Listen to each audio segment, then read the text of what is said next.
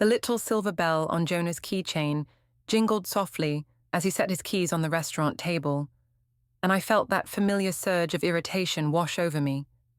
3 years of marriage, and that stupid bell still followed him everywhere. A remnant from his teaching days when he used it to call attention in his math classes. Tonight, at Levant Restaurant, celebrating our anniversary, it seemed more pathetic than ever. Before we dive deeper into this story, I have one small request. Please subscribe, drop a like, comment, and hit that hype button to boost this channel so more people can discover these incredible stories. Could you put those away? I asked, forcing a smile as I adjusted my dress. The black cocktail number had cost more than Jonah's weekly salary, but I deserved to look good. I deserved to feel admired.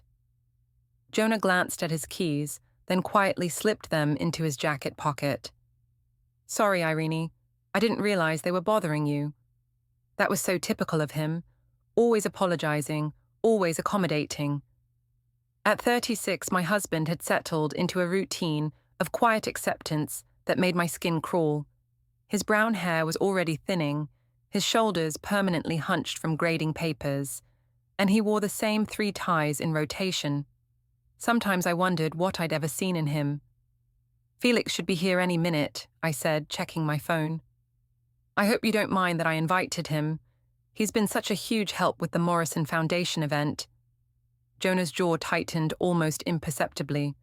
On our anniversary. Oh, come on. Don't be so possessive. Felix is a colleague. We work together every day at the foundation, and he's brilliant at event coordination. You'll like him once you get to know him. The truth was, Felix Umar had become much more than a colleague over the past few months. At 34, he possessed everything Jonah lacked: charisma, ambition, and an infectious confidence that made me feel alive again. Our relationship had started innocently enough, working late on fundraising campaigns, but it had evolved into something that made my heart race in ways my marriage never had.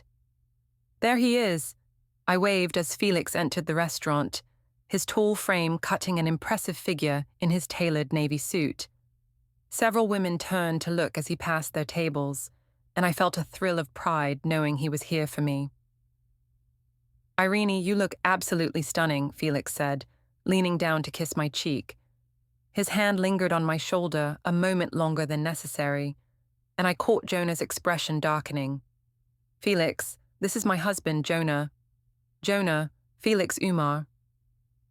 The 2 men shook hands, and I could see Jonah trying to measure up to Felix's confident grip and easy smile. It was almost painful to watch. So, you're the famous math teacher, Felix said, settling into the chair beside me. Irene talks about you all the time.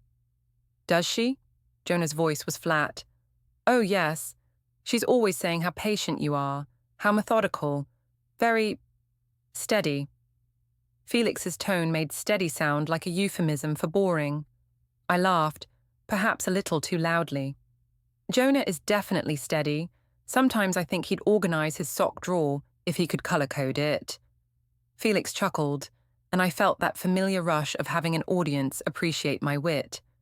Jonah said nothing, just reached for his water glass with hands that trembled slightly.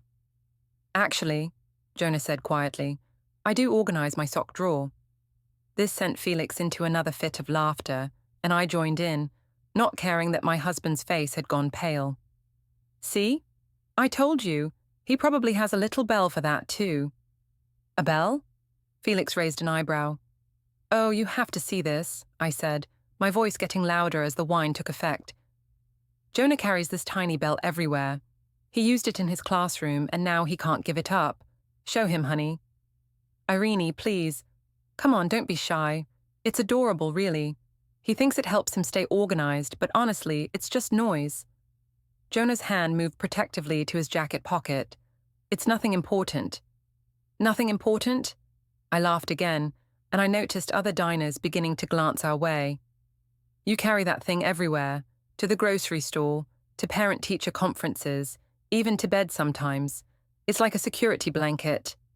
Felix was grinning now, clearly enjoying the show. A grown man with a bell? That's Unique. Isn't it? I keep telling him it's useless, but he won't listen. Jonah thinks everything needs to be announced and organized and documented. God forbid anything happens spontaneously in his world. I could see the hurt in my husband's eyes, but the wine and Felix's attention made me feel reckless. This was who I really was.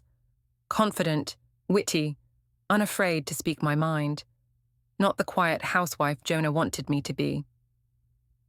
Maybe the bell is his way of making sure people notice him, Felix said with a smirk. Some people need props. Exactly. I reached over and squeezed Felix's hand without thinking. You get it. Jonah's always been a little insecure about getting attention. Jonah stood abruptly, his chair scraping against the floor. I need some air. Oh, sit down, I said, not releasing Felix's hand. We're just having fun. But Jonah was already walking toward the restaurant's entrance, leaving his jacket draped over his chair. I could see the outline of his keys in the pocket, that damned bell probably silent for once. Should you go after him? Felix asked, though his tone suggested he hoped I wouldn't. He'll be fine. He just needs to learn to laugh at himself a little more. I took another sip of wine, feeling liberated. You know what? Let's take a picture. This has been such a perfect evening. Felix immediately pulled out his phone, and I leaned into him as he snapped several photos. In the background, I could see Jonah through the window, standing alone on the sidewalk with his hands in his pockets. This one's great, Felix said, showing me the screen. In the photo, his arm was around my waist, and I was laughing with my head tilted back.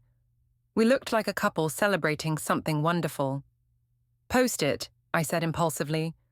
Caption it, best night, best company, or something like that. Felix's fingers flew over his phone screen, and within seconds, the photo was live on his social media. Almost immediately, likes and comments began pouring in from our colleagues at the foundation. Wow, you two look amazing together. Couple goals. Irene, you're glowing. Each notification felt like validation, proof that I was more than just a math teacher's wife. I was vibrant, desirable, worthy of attention. When Jonah returned to the table 10 minutes later, his face was composed but distant. He sat down without a word and methodically began cutting his food into precise, small pieces. Feel better? I asked, though I was still scrolling through the comments on Felix's post. Fine. Look at all these responses, I said, turning my phone toward him. Everyone thinks we look great. Jonah glanced at the screen, and I saw something shift in his expression. For just a moment, he looked at me with what might have been disappointment, or maybe something deeper. We should probably head home soon, he said quietly. Maya's babysitter needs to leave by 10. Maya's fine. She's probably asleep already. I waved dismissively. Besides, Felix was just telling me about this new project the foundation might be taking on. It could be huge for my career. Your career, Jonah repeated slowly. Yes, my career. You know, the thing I do when I'm not picking up your dry cleaning or organizing your lesson plans. Felix shifted uncomfortably, perhaps sensing the tension escalating beyond casual teasing. I've never asked you to do those things, Jonah said. You don't have to ask. You just expect it.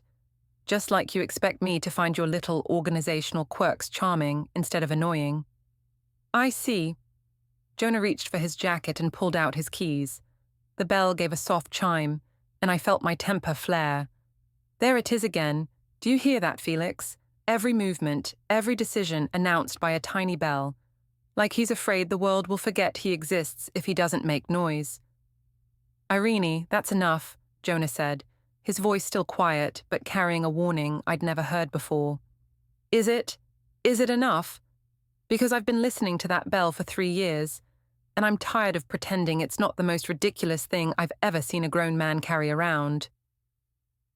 The restaurant had grown noticeably quieter around us, and I realized we'd become the evening's entertainment for nearby tables.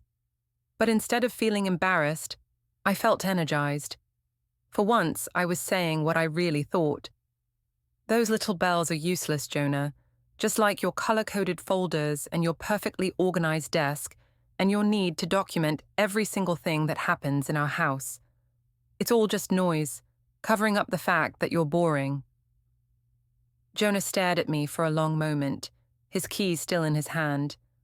The bell hung silent now, and in that silence, I could hear my own breathing, sharp and quick. "I see," he said finally.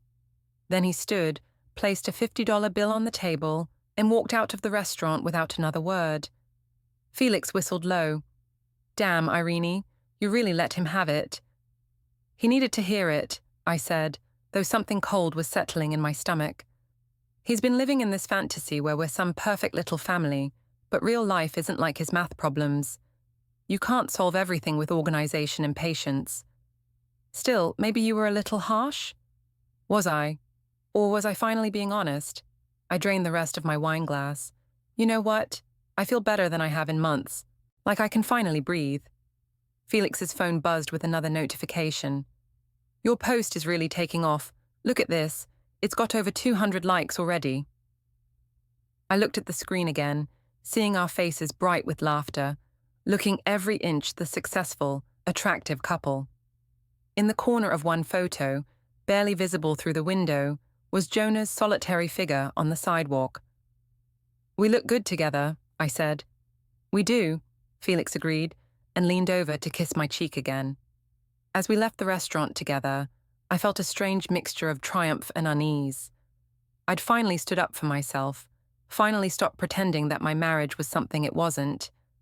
But as Felix's car pulled away from the curb, leaving me to drive home alone, I couldn't shake the image of Jonah's face in those final moments. Not angry or hurt, but thoughtful, like he was solving a particularly complex equation. When I got home, the house was dark except for a light under Jonah's study door. I could hear the faint sound of papers shuffling and, once, the distinctive chime of his bell. Maya's babysitter had left a note saying our 7-year-old daughter had gone to bed easily, but had asked several times when Daddy would be home. I crumpled the note and threw it away, then headed upstairs without checking on Jonah. As I lay in bed that night, my phone continued to buzz with notifications from Felix's post. Each like felt like a small victory, proof that I was more than the quiet, organized life Jonah had tried to build around us. But in the darkness, I kept hearing that bell, and I wondered why the sound that had annoyed me for so long now felt like a warning I should have heeded. I woke up to my phone buzzing incessantly on the nightstand. The morning light filtering through our bedroom curtains felt too bright, and my head pounded from the wine I'd consumed at dinner. Beside me, Jonah's side of the bed was empty, the sheets cold to the touch. Squinting at my phone screen, I saw dozens of notifications. Likes, comments, and shares on Felix's post from last night. The photo of us at the restaurant had somehow gained traction beyond our immediate circle of colleagues, and people I barely knew were commenting on how perfect we looked together. "Gorgeous couple. You two are meant for each other. Relationship goals for real." A warm flush of satisfaction spread through my chest. This was what recognition felt like. Being seen, being admired, being validated for who I really was, instead of who I was supposed to be as Jonah's wife. I padded downstairs in my silk robe, expecting to find Jonah in the kitchen, making his usual methodical breakfast. 2 pieces of whole wheat toast, cut diagonally, with exactly 1 tablespoon of peanut butter spread evenly across each half. Instead, I found Maya sitting at the counter, eating cereal, while Jonah stood by the window, fully dressed in his teaching clothes, checking his watch. "Daddy's taking me to school today," Maya announced, her dark eyes bright with excitement. At 7, she had inherited Jonah's serious demeanor, but my dramatic flair, creating an interesting combination of thoughtfulness and intensity. "That's nice, sweetheart," I said, though I was puzzled. I always handled the morning school run while Jonah left early to prepare his classroom. "I thought I'd change up the routine," Jonah said without looking at me.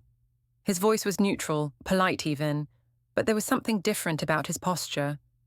He seemed more alert, more purposeful than usual. "How was your evening?" I asked, pouring myself coffee from the pot he'd already made. "Productive." He helped Maya down from her stool and handed her the small backpack he'd organized the night before. "We should go, traffic will be heavy." "Jonah, about last night." "There's nothing to discuss." He kissed Maya's forehead and guided her toward the door. "I'll pick her up after school too. I have some errands to run." "What kind of errands?" But they were already gone, leaving me alone in the kitchen with my coffee and my phone full of notifications. I scrolled through the comments again, screenshotting the most flattering ones. By the time I finished getting ready for work, Felix's post had reached over 500 likes. At the Morrison Foundation office, I felt like a celebrity. My colleagues clustered around my desk, wanting to hear details about the mystery man from the photo. "Felix is so handsome," gushed Sarah from accounting. "How long have you two been together?" "Oh, we're not together," I said with what I hoped was an enigmatic smile. "We're just very good friends." "That kind of chemistry doesn't lie," said Tom from development. "The way he's looking at you in that picture. Damn girl." I felt myself glowing under their attention. This was so different from the polite, restrained conversations I usually had about my marriage. When people asked about Jonah, the responses were always the same. "He seems nice." "Teaching is such important work." "You're lucky to have someone so stable." Stable. That word again, making my husband sound like furniture.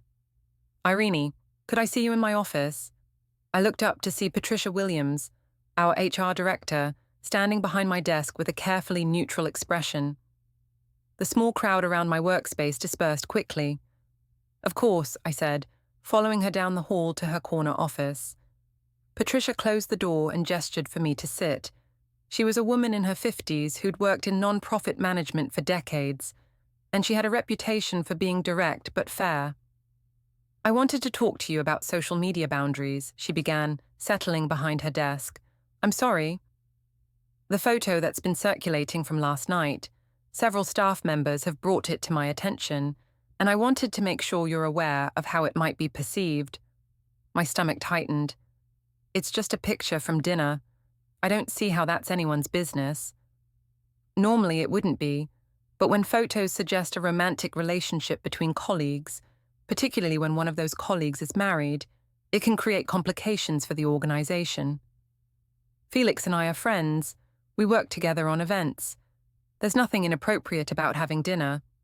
Patricia leaned forward slightly. "Irene, I've been doing this for 25 years.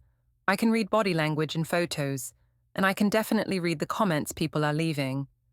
The perception is that you and Felix are romantically involved. Perception isn't reality. In our line of work, perception often becomes reality. The Morrison Foundation depends on donations from people who value family stability and traditional values. If major donors start questioning the personal conduct of our staff, are you threatening my job?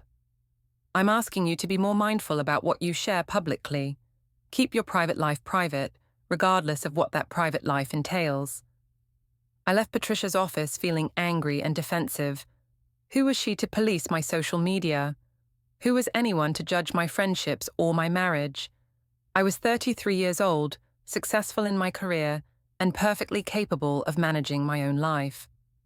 By lunchtime, I'd worked myself into a righteous fury. When Felix suggested we grab sandwiches at the cafe across the street, I was ready to vent. "Can you believe the nerve?" I said, stabbing my salad with unnecessary force. Patricia acting like I'm some kind of scandal waiting to happen just because we took a picture together. "Corporate environments can be tricky," Felix said, but he was smiling. "Though I have to admit, I'm flattered that people think we look good together." "We do look good together. That's not a crime." "No, it's not." He reached across the table and covered my hand with his. "You know what I think? I think you're finally becoming the person you're meant to be. Confident, independent, unafraid to live your life on your own terms." His words sent a warm thrill through me. "You really think so?" "I know so.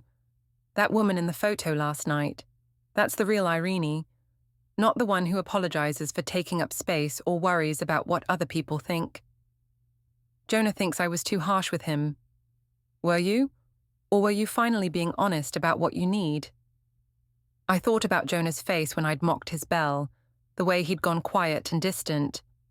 For a moment, I felt a flicker of guilt, but Felix's thumb was stroking across my knuckles, and his dark eyes were fixed on mine with an intensity that made my breath catch. You deserve to be with someone who appreciates your fire, he said quietly. Someone who challenges you instead of trying to contain you.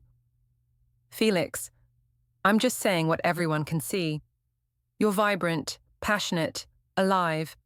Don't let anyone dim that light.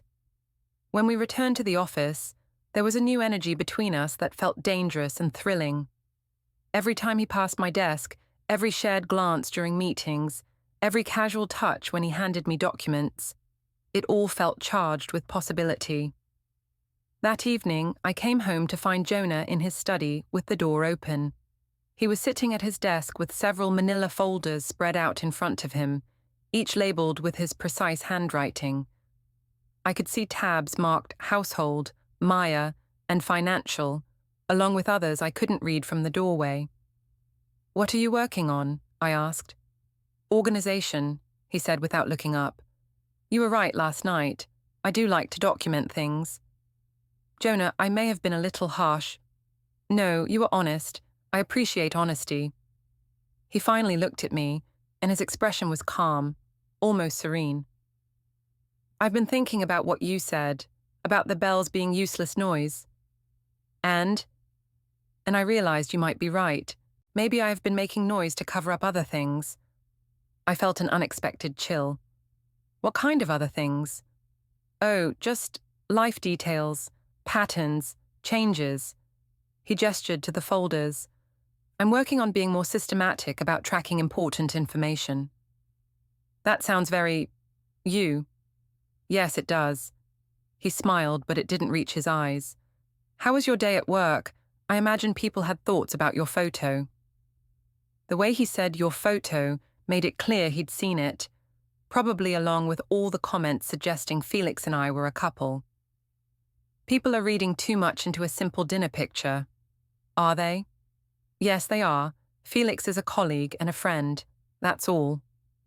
Jonah nodded slowly, then made a note in one of his folders. A colleague and a friend. Got it. What are you writing down? Just keeping track. Like you said, I document everything. He closed the folder and stood up. I should check on Maya. She's been asking if Mommy and Daddy are fighting. What did you tell her? That sometimes adults have disagreements, but we're working through them. He paused at the door. We are working through them, aren't we, Irene? There was something in his tone that made me uncomfortable, though I couldn't pinpoint exactly what. Of course we are. Good, that's good to know. After he left, I found myself staring at the closed folders on his desk. Jonah had always been organized, but this felt different somehow, more deliberate, more comprehensive. I reached for the folder marked Household, but heard his footsteps returning and quickly stepped away. That night, as I scrolled through more comments on Felix's post, I could hear Jonah moving around in his study. There was the soft sound of papers being shuffled, the click of his computer keyboard, and occasionally the gentle chime of his bell. The sound that had irritated me so much the night before now seemed oddly comforting. A familiar rhythm in a house that suddenly felt less familiar. I fell asleep to the sound of Jonah's printer running and the distant chime of that little silver bell, not knowing that he was carefully documenting every detail of our unraveling marriage, one methodical note at a time. 3 weeks after the restaurant incident, I'd settled into a comfortable routine of basking in the attention Felix's photo had generated.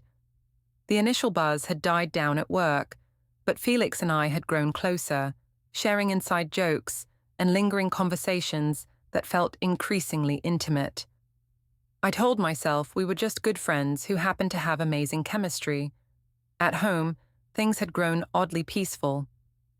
Jonah had stopped trying to engage me in his usual evening conversations about Maya's school day or weekend plans.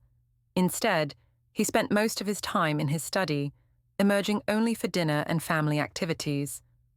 When he did speak, he was polite and attentive, but there was a distance that felt both relieving and unsettling. "Daddy's been quiet lately," Maya said one morning as I braided her hair for school. "He used to sing in the shower, but now he just stands there." "Daddy's probably just thinking about work, sweetheart." "Is he sad because of the picture?" I paused mid-braid. "What picture?" "The one on your phone, with the man who isn't Daddy. Grandma Rosa showed it to me when she was babysitting." My stomach dropped. Jonah's mother had seen Felix's post. "What did Grandma Rosa say about it?" "She said you looked very pretty, but her face was the same as when I don't clean my room properly." I finished Maya's braid with trembling fingers. Rosa Vaughn was a woman of strong opinions and stronger loyalties, and if she'd seen that photo, she'd definitely shared her thoughts with Jonah. That evening, I decided to address the elephant in the room. I found Jonah in his study, as usual, but when I approached his desk, I noticed something new: a locked drawer in his filing cabinet that I'd never seen secured before. "When did you start locking your files?" I asked. "When I realized I needed better security for important documents," he replied without looking up from his computer screen. "What kind of documents?" "Personal records, financial information, family-related materials." He saved whatever he was working on and turned to face me. "Your mother called today." "Oh?" "She invited us to Sunday dinner this week. All of us, you, me, Maya, and she specifically mentioned that we should feel free to bring Felix if he's become such an important part of your life." Heat flooded my face. "She said that?" Not in those exact words, but the implication was clear. Jonah's voice remained steady, but I caught the slight tightening around his eyes. "Apparently, word about your dinner companion has made the family rounds." "There's nothing to make rounds about. Felix and I work together, and have dinner together, and take photos together that generate hundreds of comments about what a perfect couple you make." "You've been reading the comments?" "I read everything now, Irene. It's amazing what you can learn when you pay attention to details." Something cold settled in my chest. "What's that supposed to mean?" "It means I've become very interested in patterns. Social media patterns, schedule patterns, communication patterns." He gestured to his computer screen. "Did you know that you and Felix have been tagged together in 17 different posts over the past 3 weeks? Not all of them photos you took. People take pictures at work events. It doesn't mean anything. Doesn't it?" He opened one of his unlocked folders and pulled out a printed screenshot. "This one was taken last Friday at the rooftop mixer for the Children's Hospital fundraiser. You're wearing the blue dress you bought specifically for that event, the one that cost $400. I stared at the image. In it, Felix's arm was around my waist, and I was leaning into him, laughing at something he'd said. We looked, undeniably, like a couple. "I don't remember that being taken." "I'm sure you don't. You were focused on other things." He filed the screenshot back in its folder with mechanical precision. "The interesting thing about social media is how it creates a permanent record of moments people think are private." "Are you documenting my social media presence?" "I'm documenting everything that affects our family, our marriage, our daughter's well-being." He stood and walked to the locked filing cabinet, his hand resting on the secured drawer. "It's remarkable how much information is available when you know how to organize it properly." "Jonah, you're starting to scare me." "Am I? Why would documentation scare you unless there's something to hide?" "I'm not hiding anything." "Good. Then you won't mind if I continue keeping records." He smiled, but it was the polite, distant smile he might give a parent during a conference. "After all, as you pointed out, I do love to organize things." That night, I lay awake, listening to sounds from Jonah's study, the printer running, papers shuffling, and that damn bell chiming softly as he moved around. At 2 a.m., I crept downstairs to investigate, but the study door was closed, and I could see light underneath. The next morning, I found new folders on his desk, each labeled with dates and categories I couldn't decipher. When I tried to casually examine them, Jonah appeared in the doorway. Looking for something? Just wondering what you're working on so late at night. Organization takes time when you're doing it properly. I'm making sure I have complete records of our household activities, financial transactions, and family interactions. That sounds obsessive. Does it? Or does it sound thorough? He moved past me to his desk and began sorting through the folders with practiced efficiency. You know, Irene, you were right about my bells being noise, but I've realized that some kinds of noise serve a purpose. They mark important moments, create records, establish timelines. What are you talking about? Nothing that should concern you, as long as everything is as straightforward as you say it is. Over the following days, Jonah's behavior grew more methodical and purposeful. He began carrying a small notebook, jotting down observations throughout the day. He started taking Maya to and from school regularly, chatting with other parents and teachers in ways he'd never done before. When I asked him about it, he said he was becoming more involved in community activities.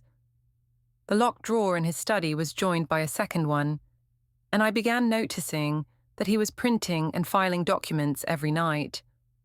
When our monthly bank statements arrived, he immediately disappeared into his study with them, and I could hear his calculator running for over an hour. "What's Dad doing in there?" Maya asked one evening as we listened to the sounds of intense organization coming from the study. "Daddy's working on some important projects for our family." "Is it because of the man in the pictures?" "What man, sweetheart?" "The one Aunt Lydia says is too handsome for his own good." My blood ran cold. Lydia was Jonah's aunt, a sharp-tongued woman in her 40s who had never particularly liked me. If she was commenting on Felix, it meant the family gossip network was in full swing. "When did you talk to Aunt Lydia?" "She came to my school yesterday when Daddy picked me up. They talked for a long time by his car, and she kept looking at his notebook. That evening, I confronted Jonah directly. "Your family is gossiping about me." "Are they? What are they saying?" "You know exactly what they're saying. About Felix, about the photos, about me being inappropriate." "And is their gossip accurate? That's not the point, isn't it?" He looked up from the document he was reviewing. Our mortgage statement, I realized. If people are talking, it's because there's something to talk about. The question is whether what they're saying is true. Felix and I are friends, good friends, that's all. Good friends who have dinner together, attend events together, and generate romantic speculation from everyone who sees them together. Since when do you care what other people think? Since what other people think started affecting my daughter's well-being and my family's reputation. His voice remained calm, but there was steel underneath that I'd never heard before. Maya came home from school yesterday, asking why her friend's mom wanted to know if Daddy and Mommy were getting divorced. "What did you tell her?"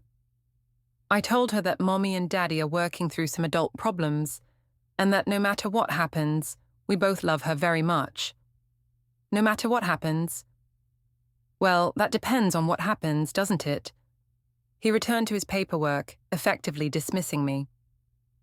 That night, I heard him on the phone in his study, speaking in low tones. I pressed my ear to the door, but could only catch fragments: documentation, timeline, financial records, and once clearly, legal consultation. When I burst into the room, he was hanging up the phone, his expression calm and unsurprised. "Who are you talking to?" "A colleague, about organizational strategies." "What kind of organizational strategies require legal consultation?" "The thorough kind." He stood and began filing papers into his locked drawers. "You know, Irene, I've learned a lot about myself these past few weeks, about what I'm capable of when I apply myself systematically to a problem." "What problem?" "The problem of making sure my daughter's future is secure, regardless of what choices her mother makes." The way he said "her mother" instead of "you" sent ice through my veins. "Jonah, what are you planning?" I'm not planning anything. I'm simply documenting everything. He locked both drawers and pocketed the keys. After all, as you've pointed out repeatedly, I'm very good at organization. It's time I put that skill to better use. As he walked past me toward the door, his keys chimed softly, and for the first time since our anniversary dinner, the sound of that little bell didn't annoy me. It terrified me. The confrontation I'd been dreading finally came on a Thursday afternoon when Lydia cornered me in the grocery store parking lot. Jonah's aunt was a force of nature, tall, sharp-featured, and utterly unafraid of speaking her mind. She'd been waiting by my car when I emerged with my shopping bags, her arms crossed, and her expression thunderous. "We need to talk," she said without preamble. "Hello to you too, Lydia." "Don't get cute with me, Irene. The whole family is talking about your little performance with that man from your work." "My performance?"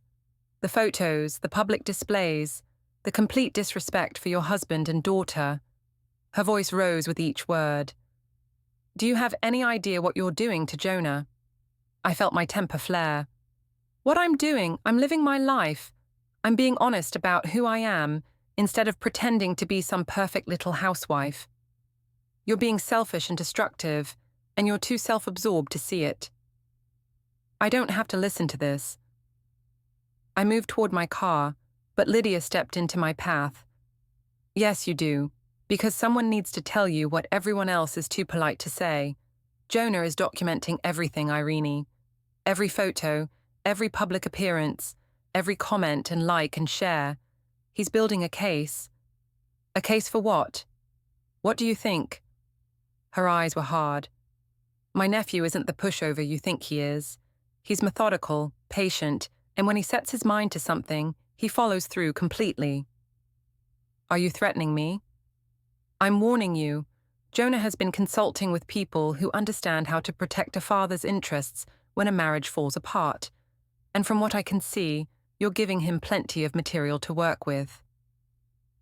That evening, I tried to push Lydia's words out of my mind by focusing on the Morrison Foundation's annual gala planning. Felix and I stayed late at the office, working on seating charts and vendor contracts, and the familiar thrill of his attention helped calm my nerves. "You seem tense tonight," he said, moving his chair closer to mine as we reviewed the catering proposals. "Family drama. My husband's relatives think they can police my friendships." "That's ridiculous. You're a grown woman."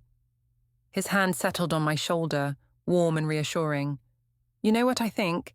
I think you need to stop worrying about what other people want and start focusing on what makes you happy." "And what if what makes me happy complicates everything else?" "Then maybe everything else needs to be complicated." He turned my chair so I was facing him, his hands resting on my knees. "Irene, you're incredible. You're smart, beautiful, passionate. You deserve to be with someone who sees all of that and celebrates it." "Felix, I know you feel it too. This connection between us. It's real and it's powerful, and pretending it doesn't exist isn't fair to either of us." When he kissed me, it felt like everything I'd been missing in my marriage: spontaneity, passion, the thrill of being truly wanted. We broke apart when we heard the security guard making his rounds, but the moment had changed something fundamental between us. "I should go home," I whispered. "Should you? Or should you stay and see what happens when you stop living your life for other people?" I went home, but barely. Every instinct told me to turn around, to go back to Felix and the excitement he represented. Instead, I found myself pulling into my driveway at nearly midnight, my lips still tingling from his kiss. The house was dark except for the light in Jonah's study. Through the window, I could see him at his computer, typing with intense concentration. Several stacks of papers were arranged on his desk, along with what looked like printed photographs. I let myself in quietly, but Jonah called out before I'd even removed my shoes. "How was the late meeting?" "Productive." I hung up my coat, my heart still racing from Felix's kiss. "The gala planning is coming together nicely." I'm sure it is. He appeared in the study doorway, holding a manila folder. Felix seems very dedicated to working late with you. He's committed to the foundation's success. Among other things. Jonah's tone was neutral, but his eyes were alert and focused. I had an interesting conversation with Maya's teacher today during pickup. Oh? Mrs. Henderson mentioned that several parents have been asking her questions about our family situation. Apparently, some photos from the Foundation's recent events have been circulating in the school parent social media groups. My stomach dropped. What kind of questions? The kind that wonder whether Maya's home situation is stable, whether her parents are having marital difficulties, whether certain adults in her life are setting appropriate examples. That's none of their business. Isn't it, when a child's mother is publicly photographed in intimate situations with a man who isn't her father, people talk, and when people talk, it affects that child's social environment. Intimate situations were colleagues working together. Are you? He opened the folder and pulled out several printed photos I'd never seen before. These were taken at various foundation events over the past month. Tell me, Irene, do these look like professional interactions to you? I stared at the images, my face growing hot. In one, Felix's hand was on the small of my back as we talked to donors. In another, we were laughing together, our heads close, looking completely absorbed in each other. A third showed us sharing what appeared to be an intimate moment during the Children's Hospital fundraiser. Where did you get these? Social media is remarkably comprehensive when you know how to search systematically. People post constantly, tag their friends, share their experiences. It creates a detailed timeline of events and interactions. You've been stalking my social media. I've been documenting my family's public presence. There's a difference. He filed the photos back in the folder with mechanical precision. The question is whether this public presence accurately reflects private reality. Nothing inappropriate has happened between Felix and me. Define inappropriate. The directness of his question caught me off guard.